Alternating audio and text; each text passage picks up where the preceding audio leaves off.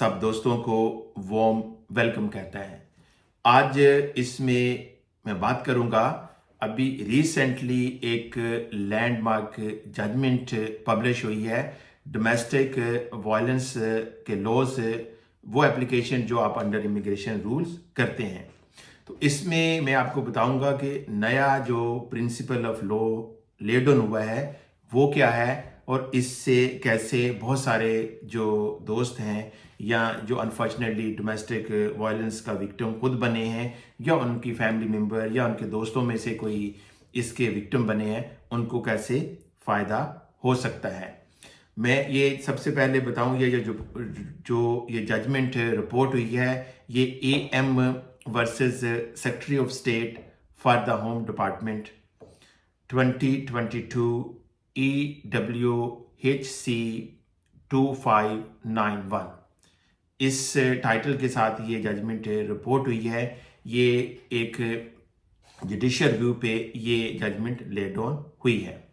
तो इसमें बेसिकली थोड़ा सा मैं आपको डोमेस्टिक वायलेंस का ब्रीफ बता दूं कि इसमें कौन से एलिमेंट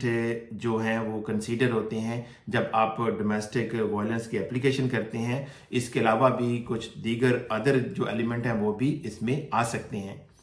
अगर आप यहाँ पे शादी करके आते हैं, चाहे आप हस्बैंड हैं या वाइफ हैं, आप ब्रिटिश सिटीजन के साथ शादी करते हैं या सेटल स्टेटस है जिसके पास है उसके साथ शादी करते हैं, और यहाँ पे आके आपके साथ financially, emotionally,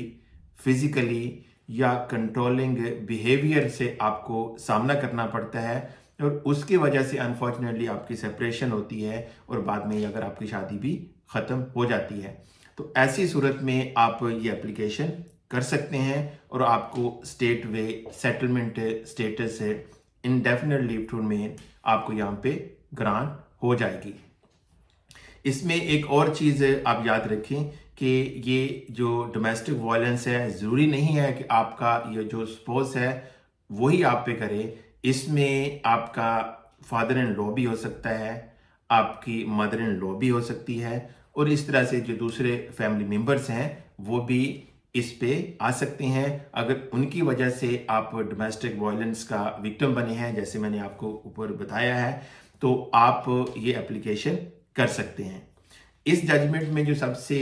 important question of law settle हुआ है वो ये है कि पहले ये आप एप्लीकेशन सिर्फ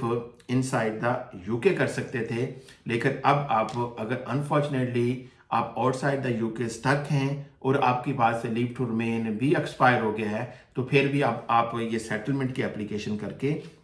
वापस यूके में आप आ सकते हैं। तो आप ये एप्लीकेशन ज़रूर कंसीडर करें, ख़ास तौर पे जो डोमेस्टिक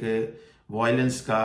विक्टिम बने हैं और वो आउटसाइड द यूके स्टक हैं, तो वहाँ से भी आप ये एप्लीकेशन करके आ सकते हैं। हमारे अपने एक्सपीरियंस में आया है कि बहुत दफ़ा ऐसे भी होता है कि जो यहाँ पे शादी करके आते हैं, या तो उनका वीज़ा एक्सटेंड नहीं करवाया जाता, या जब वीज़ा एक्सटेंशन की टाइम आता है तो बहुत सारे जो इम्पोर्टेंट डॉक्यूमेंट्स हैं वो उनको नहीं दिए जाते, और बाद में उनको वापस उनकी कंट्री ऑफ ओरिजिन में भेज दिया जाता है, और वहाँ पे जाके क्योंकि वो उनके पास ना स्टेटस होता है या वो ओवरस्टे हो जाते हैं, तो फिर वापस वो नहीं आते और इसी ड्यूरेशन में उनको डिवोर्स भी कर दिया जाता है। तो ख़ास तौर पे ऐसे सिनेरियो के लिए ये जजमेंट है कि अगर आप अनफॉर्चुनेटली ऐसे